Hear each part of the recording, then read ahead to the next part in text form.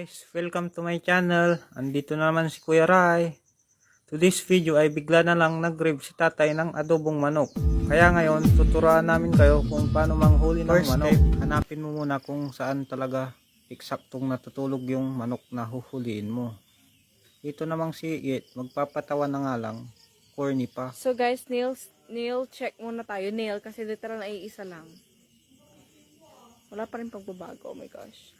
Yun na nga guys, tinakpan ko na nga yung pagkatao ko. Kung sakaling magkahulihan man, hindi tayo makilala ng may-ari ng manok. Diba? Inumpisahan ko na nga pong abutin yung Wag manok na nga. kaso hindi ko maabot. Kaya ginamitan ko na lang ng upuan para maabot ko. A few minutes later. At sa wakas, nahuli na nga po natin yung manok. Tuwang-tuwa ko dyan at nagtagumpay tayo. At ngiting tagumpay tayo dyan kasi success.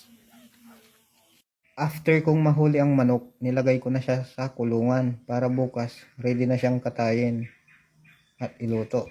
Kinaumagahan na nga guys, hinasa ko na nga rin yung kutsilyo para makatay na rin yung manok na kakatayin. Yun na rin pala yung isang manok na makulit, kaya dalawang kakatayin natin ngayon. Pakulo na rin ako ng tubig tapos nilinisan ko na siya para mamaya ready na natin siyang iluto. A few minutes later. After ko ang malinisan ng manok, pinakuluan ko na siya. Tapos, ginisa ko na rin siya sa sibuyas, bawang at luya. At habang ginigisa ko na, nilagay ko na rin yung paminta, asin, pati na rin yung magic sarap para manok na yung lasa. Tapos ko na nga lagyan ng magic sarap. Hinalo-halo ko na siya. Sinadya ko talaga yung hindi lagyan ng mantika kasi bawal nga sa akin yan. After ngang magisa, nilagyan ko na nga ng tubig at pinakulo ko ulit.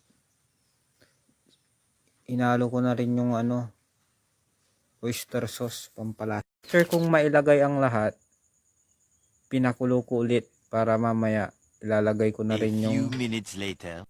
Speaking nga pala sa toyo, sino ang mas madalas tinutoyo, ikaw o siya? At kung ikaw ang madalas matoyo, ay baka kulang ka lang ng lambing niya, sabihin mo na para hindi ka na tinutoyo ng ganyan. After ko ang ilagay yung attitude mo, ay yung toyo pala, nilagay ko na rin yung sili at suka para mamaya antayin na lang natin siyang maluto. A few minutes later. Yan na nga guys, luto na nga yung adobo at maya maya kakain na tayo. After niya na nga lumamig, parang kayo, nilagay ko na rin siya sa mangkok para maya maya kakain na kami. A few minutes Kumakain later. ako, naisip ko, kumain na ba siya at kumakain ba siya sa tamang oras. Siya guys, saka na lang natin pag-usapan. Thank you for watching nga pala. Pa-like and share na rin yung page. Pa-follow na rin sa TikTok. Salamat!